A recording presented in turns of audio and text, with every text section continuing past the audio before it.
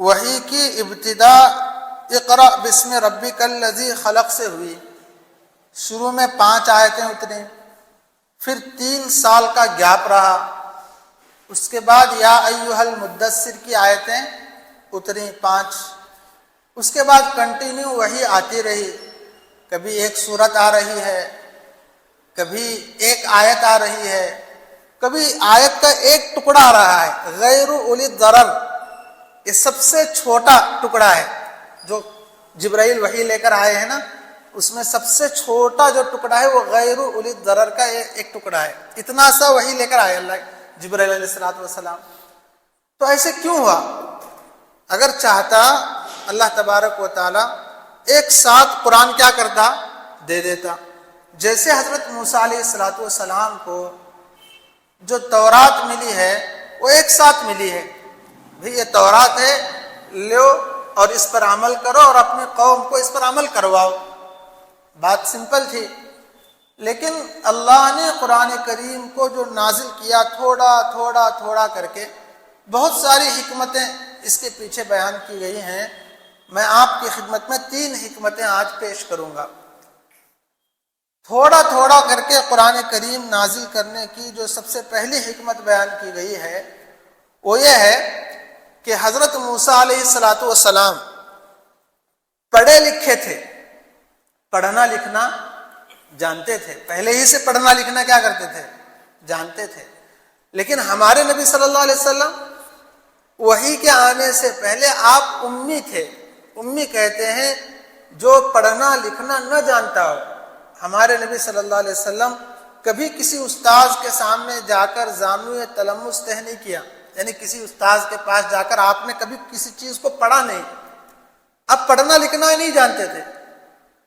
اب جس طرح حضرت موسیٰ کو ایک ساتھ تورات دے دی گئی، اس طرح اگر ہمارے نبی صلی اللہ علیہ وسلم کے اوپر ایک ساتھ قرآن کو نازل کیا جاتا تو پھر اس کو سنبھالنا دشوار ہو جاتا۔ سمجھ میں آ رہی ہے بات؟ اس کو سنبھالنا کیا ہو جاتا، دشوار ہو جاتا، کیونکہ ہمارے نبی صلی اللہ علیہ وسلم پہلے پڑھنا لکھنا نہیں جانتے تھے۔ یہاں ایک بات اور بھی آپ کو سمجھنے کی ہے، وہ یہ ہے کہ ہمارے نبی صلی اللہ علیہ وسلم کا امی ہونا، امی یعنی پڑھا لکھا نہ ہونا، یہ آپ کی ذات میں عیب نہیں بلکہ آپ کی ذات کی خوبصورتی ہے۔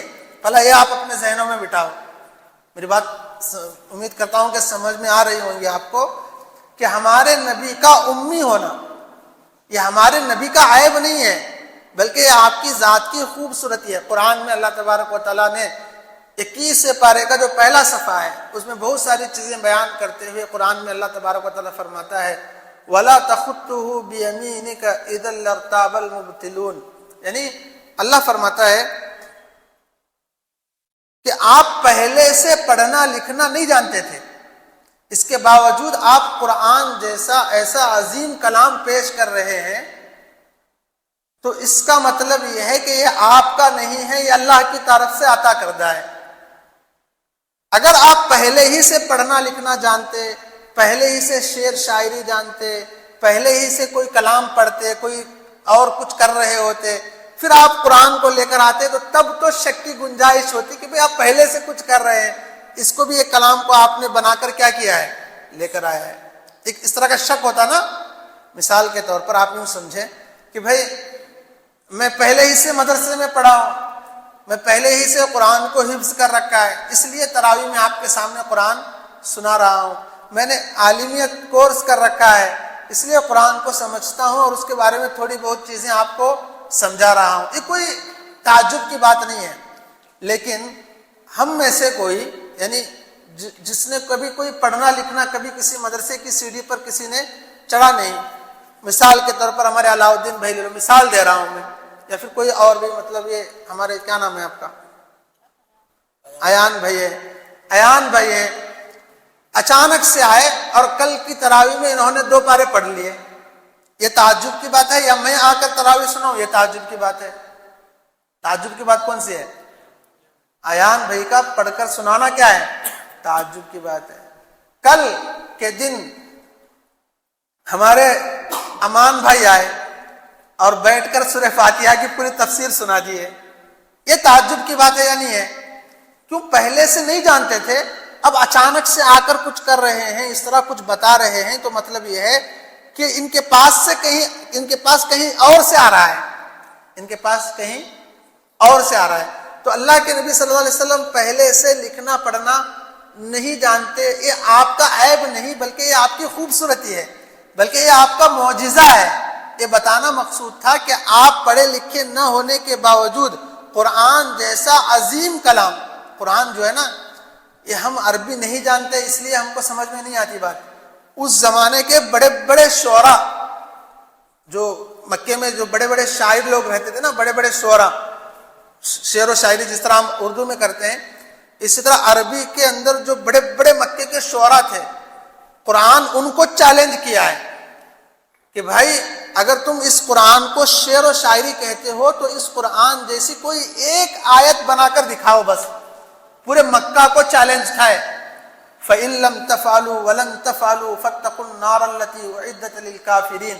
پھر اللہ تبارک و تعالیٰ آگے فرماتا ہے کہ اگر آپ نہیں کر سکتے اور کر بھی نہیں سکتے قیامت تک، کوئی قیامت تک قرآن کی ایک آیت کے برابر کوئی آیت بنا نہیں سکتا، یہ قرآن کا معجزہ ہے۔ تو ایسا چیلنج اور ایسا عظیم کلام ایک ایسا انسان پیش کرے جو پہلے سے پڑھنا لکھنا نہیں جانتا تھا، اور وہ ایسا کلام پیش کرے کہ اس کلام کو رکھ کر پہلے سے پڑھے لکھے لوگوں کو چیلنج کیا جا رہا ہے کہ تم یہ پورا قرآن نہیں بلکہ اس کی ایک آیت بنا کر دکھاؤ۔ یہ تعجب کی بات نہیں ہے، تو یہ آپ کا معجزہ ہے۔ تو اس لیے ہم پہلے اگر کہیں آپ سنیں کہ ہمارے نبی امی تھے، ہمارے نبی پڑھنا لکھنا نہیں جانتے تھے، تو اس کا مطلب یہ آپ کے عیب نہیں تھا، یہ آپ کی خوبصورتی تھی۔ سمجھ میں آ رہا نا میں جو بتانا چاہ رہا ہوں آپ کو؟ تو بہرحال تو پہلی حکمت جو بیان کی گئی ہے وہ یہ ہے کہ حضرت موسیٰ علیہ السلام پہلے سے لکھنا پڑھنا جانتے تھے، ان کو تورات ملی تو کوئی دشواری کی بات نہیں تھی، لیکن ہمارے نبی صلی اللہ علیہ وسلم پہلے سے لکھنا پڑھنا نہیں جانتے تھے، اور ہمارے نبی سے اللہ کے نبی کو ایک الگ ہی محبت ہے، کسی بھی طرح کی دشواری دینا پسند نہیں ہے اللہ کو۔ تو اب ایک ساتھ قرآن دیتے ہمارے نبی کو کیا ہو جاتی؟ دشواری ہو جاتی۔ تو اسی لیے اللہ نے ایک ترتیب اپنائی، تھوڑا تھوڑا تھوڑا کر کے کیا کیا ہے؟ قرآن کو نازل کیا ہے۔ یہ پہلی حکمت ہے۔ اور دوسری حکمت یہ بیان کی گئی ہے کہ دیکھیں جب نبی صلی اللہ علیہ وسلم اسلام کا پیغام لے کر آئے، جیسے کہ کل کے واقعے میں نے آپ سے کہا کہ ورقہ بن نوفل کے پاس جب گئے نا، خواب واقعے کو بتایا، تو ورقہ بن نوفل نے کیا کہا تھا یاد ہے کسی کو؟ کہ کاش میں اس وقت زندہ رہتا جس وقت آپ کی قوم آپ کو اس وطن سے کیا کر دے گی؟ نکال دے گی۔ ورقہ بن نوفل نے کہا تھا نا، تو اس وقت اللہ کے نبی کو تعجب بھی ہوا تھا، ارے ابھی تو مجھے امین کہہ رہے ہیں، صادق کہہ رہے ہیں، سب کچھ مجھے یہی سمجھ رہے ہیں، اور اچانک سے میری دشمن ہوں گی۔ تو اس وقت ورقہ بن نوفل نے کہا تھا کہ جب بھی حق کا پیغام لے کر جو بھی نبی کسی بھی قوم کے پاس آیا ہے وہ قوم اس کی مخالفت کی ہے، تو آپ کے ساتھ بھی یہی ہوگا اور آپ کو مکے سے نکالا جائے گا۔ یہ بات سنی آپ نے کل۔ تو جب حق کا پیغام اللہ کے نبی لے کر آئے تو مخالفت ہونے لگی۔ اب کوئی ستا رہا ہے، خود کا چچا دشمن بنا ہوا ہے، خود کے رشتہ دار دشمن بنے ہوئے ہیں، کوئی جو ہے قتل کرنے کی پلاننگ چل رہی ہے، مار ڈالنے کی پلاننگ چل رہی ہے، راستے میں کانٹے بچھائے جا رہے ہیں، پتھر مارے جا رہے ہیں، ہنسی اڑائی جا رہی ہے، مذاق اڑایا جا رہا ہے، مطلب پوری دنیا کیا کر دی گئی ہے؟ تنگ کر دی گئی ہے۔ اللہ نے قرآن جو تھوڑا تھوڑا کر کے نازل کیا، اس کے پیچھے حکمت یہ تھی کہ جب بھی کفار سے نبی کو کچھ تکلیف پہنچتی تو اللہ ایک آیت اوپر سے نازل کرتا، تو وہ تکلیف اللہ کے نبی کی کیا ہو جاتی؟ دور ہو جاتی۔ کیونکہ ایک محبت تھی اللہ سے۔ ایک باپ دن بھر تھک کر اتنی محنت مزدوری کر کے گھر جاتا ہے، اور اس کا چھوٹا سا معصوم سا بچہ ایک گلاس پانی کا لے کر آ کے اس کو دے، اور ہلکا سا سر اس کا دبائیں، پیر اس کا دبائیں، 5 منٹ کے لیے باپ کی پوری تھکان کیا ہو جاتی ہے؟ دور ہو جاتی ہے۔ حالانکہ دن بھر کی محنت کے مقابلے میں وہ بچے کی جو تھوڑی سی محنت ہے کچھ بھی نہیں، کیوں؟ ایک تعلق ہے۔ تو اسی طرح کفار جو ستا رہے ہیں، جو دشمنی کر رہے ہیں، جو لڑ رہے ہیں، جو جھگڑ رہے ہیں، مطلب ایک مکی جو زندگی ہے نا وہ عجیب زندگی ہے، سمجھو بہت تکلیفوں بھری زندگی ہے۔ اب اس دور میں جب کوئی تکلیف پہنچتی ہے، جبرائیل ایک آیت لے کر آتے ہیں، پھر اللہ کے نبی جب اس آیت کو پڑھتے ہیں تو خوش ہو جاتے ہیں، مطلب پوری تکلیف کیا ہو جاتی ہے؟ ختم ہو جاتی ہے. پھر اگلے دن پھر اگلا کام, پھر کچھ تکلیف ہوئی, کچھ واقعہ ہوا, پھر ایک پیغام اللہ کی طرف سے آ رہا ہے. تو یہ بھی ایک حکمت تھی کہ اللہ کے نبی کے ساتھ ہمیشہ ایک کنیکٹیوٹی جسے کہتے ہیں, ایک تعلق بنا رہے. اگر ایک ساتھ دے دیں گے تو تعلق کیا ہو جائے گا, ایک ہی وقت میں ختم ہو جائے گا. تو اب وہ جو تعلق بنانے کے لیے اللہ نے ایک حکمت اپنائی کہ تھوڑا تھوڑا تھوڑا کر کے کیا کیا ہے, قرآن کو نازل کیا ہے. سمجھ میں آ رہی ہے نا بات سب کو؟ اور ایک حکمت قرآن کو تھوڑا تھوڑا نازل کرنے میں, یہ ہم سے محبت ہے. ہم سے یعنی اس وقت جو امت تھی اللہ کے نبی صلی اللہ علیہ وسلم کی, ان سے محبت ہے. کیوں؟ اس لیے کہ اگر قرآن اللہ تبارک و تعالیٰ ایک ساتھ دے دیتا تو پھر قرآن کے اندر جتنے حکم ہیں, الگ الگ حکم ہے نا, نماز کا حکم ہے, زنا نہیں کرنے کا حکم ہے, شراب نہیں پینے کا حکم ہے, آپس میں بھائی بھائی بن کر رہنے کا حکم ہے, میراث کے احکام ہیں, پوری زندگی کا سب کچھ ہے اس میں. جو بھی ہے زندگی میں وہ سب کچھ ہے, بس وہ جاننے والا چاہیے. پوری دنیا کا ریموٹ کنٹرول بھی کہے نا قرآن کو تو چل جاتا ہے. پوری دنیا کا کیا ہے, وہ ریموٹ کنٹرول ہے. اس کو سمجھنے والا چاہیے, اس سے لینے والا چاہیے بس. تو بہرحال اگر قرآن ایک ساتھ صحابہ پر آ جاتا تو صحابہ کو ایک ہی وقت میں پورے احکام کیا ہو جاتے, فرض ہو جاتے. مطلب آج کیا دن ہے, جمعہ ہے, جمعہ کے دن پورا قرآن آیا تو آج سے ہی 5 وقت کی نماز فرض, شراب چھوڑنا, پھر یہ چھوڑنا, یہ چھوڑنا, یہ چھوڑنا, اور یہ کرنا, یہ کرنا, یہ کرنا, آج سے ہی. تو دشوار ہوتا ہے نہیں ہوتا؟ ایک ہی وقت میں اگر پورے حکم آ جاتے تو اللہ نے صحابہ کی بھی رعایت کی, امت کی بھی رعایت کی کہ بھائی نہیں, بلکہ تھوڑا تھوڑا ان کو سکھایا جائے.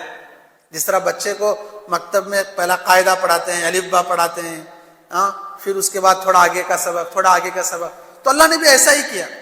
23 سال لگے ہیں قرآن کو نازل ہونے میں. کتنے سال؟ 23 سال میں صحابہ کو سمجھایا ہے. اب ایک عادت ہے, کوئی شراب کا عادی ہے, عادت ہے, اس کو یہیں پکڑ کر کہیں کہ بھائی نہیں تجھے پینا نہیں ہے, چھوڑ دے, تو تھوڑا دشوار. کیونکہ ان کی مطلب جس کے پاس جتنی زیادہ شراب ہوتی اتنا زیادہ وہ فخر کرتا اس زمانے میں. تو اللہ نے شراب کے بارے میں ایک ہی ساتھ آیت نازل نہیں کی کہ بھائی شراب پینا حرام ہے, مت پیو, بلکہ پہلے شروع میں کہا یا ایھا الذین آمنوا لا تقربوا الصلاۃ وانتم سکارا, کہ دیکھو ایمان والو ایک کام کرو, پی رہی نہ پیو چلے گا, لیکن نماز کی حالت میں مت پیو, پی کر نماز کو نہ. یہ پہلا اس طرح کا حکم نازل ہوا تاکہ وہ جو شدت ہے نا پینے کی, وہ شدت کیا ہو جائے, تھوڑا کم ہو جائے. کیونکہ نماز کے وقت چھوڑنے والے بنیں گے تو پھر جب نیکسٹ اسٹیپ حکم آئے گا تو اس وقت وہ بھی کیا ہو گے, پورا چھوڑنے والے بنیں گے. تو اس طرح کے احکام نازل ہوئے ہیں تدریجاً, موقع موقع کے حساب سے. تو پہلے حکم آیا کہ نماز کی حالت میں مت پیو, یعنی پی کر نماز میں مت آؤ. صحابہ اس پر عمل کرنے لگے. پھر اس کا آگے کا حکم آیا کہ بھائی اب باہر بھی مت پیو. اب یہ آسان ہے یا نہیں ہے, یہ رعایت تھی. اب دیکھو تو اسی طرح قرآن کے سارے احکام ایسے ہی ہیں. اب آج صبح ہی ایک فون آیا, بہرحال بولا نہیں ہے, پھر بھی مسئلہ معلوم ہو جائے گا کہ ایک ساتھی نے روزے کی حالت میں بیوی سے مل لیا. حالانکہ روزہ کہتے ہی کھانے پینے سے اور بیوی سے ملنے سے رک جانے کا نام ہی روزہ ہے. یعنی ان کے دماغ میں تھا کہ صرف کھانا پینا چھوڑنا ہے, بیوی کو چھوڑنا نہیں ہے. تو بہرحال وہ مل لیے تو روزہ ٹوٹ جائے گا. روزہ کیا ہو جائے گا, ٹوٹ جائے گا. تو پہلے کا جو ابتداءً جو روزہ تھا نا, ابتدا کا, وہ افطار سے افطار تک تھا. افطار سے افطار تک, یعنی ابھی افطار کر لیے, اب تھوڑا سا ذرا لیٹ کے ذرا یہ کر لیے, آرام کر لیے, ختم, روزہ شروع ہو گیا وہیں سے. پھر اب آپ کو کھانا پینا یا بیوی سے ملنا ہے تو کب, پھر اگلے افطار تک انتظار کرنا پڑتا. اب جو رات کا مومنٹ ہے اس میں صحابہ کو دقت ہونے لگی. اب کچھ ایسے واقعات پیش آئے کہ رات میں جو ہے بیوی سے کیا کر لیے, مل لیے.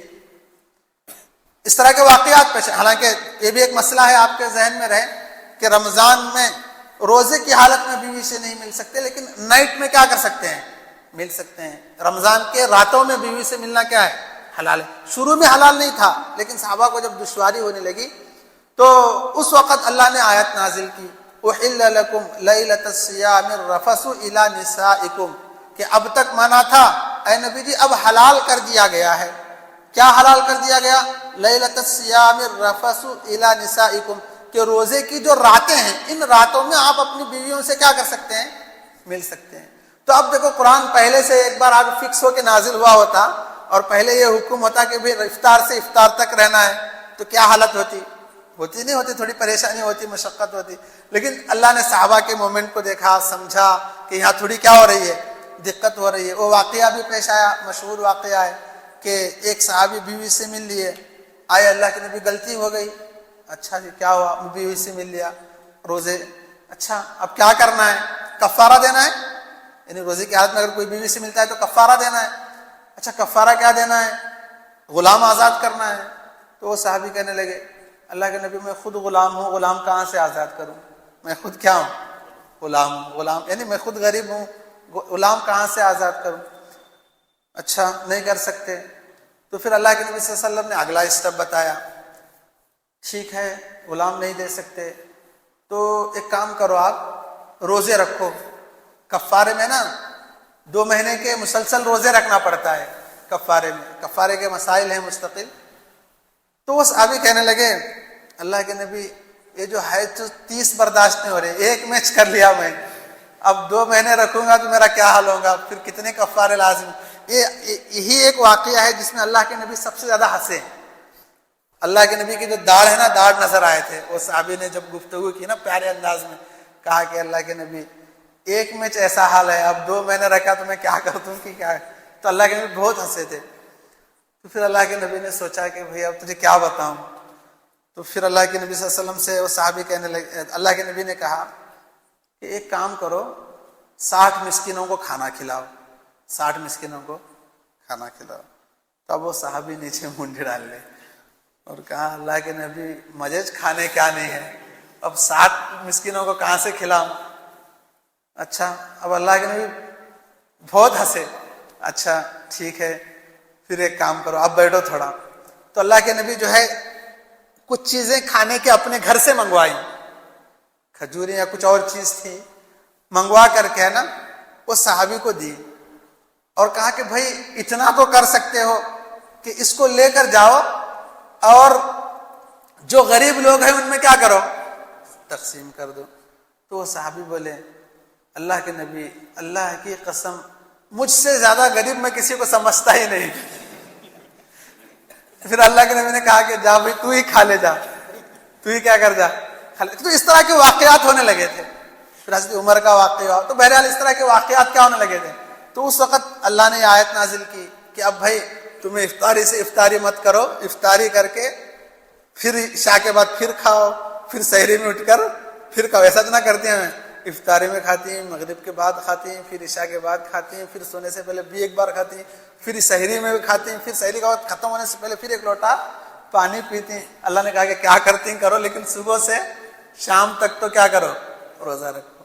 تو بہرحال تو ایک قرآن کے تھوڑا تھوڑا کر کے نازل ہونے کی کیا تھی، حکمتیں تھی. وقت بہت ہو گیا ہے تو اتنا ذہن میں آپ رکھ لیں کہ قرآن کریم کو جو الگ الگ تھوڑا تھوڑا کر کے نازل کیا گیا، پہلی چیز تو یہ تھی کہ اللہ کے نبی صلی اللہ علیہ وسلم کے لیے ایک ساتھ لینا دشوار نہ ہو جائے. دوسرا اللہ کے نبی سے تعلق کو باقی رکھنا تھا کہ جب بھی مصیبت یعنی کچھ دشواری آتی تو اللہ کی جانب سے کچھ کلام آتا تو اللہ کے نبی کی دشواری کیا ہو جاتی، تھکاوٹ دور ہو جاتی.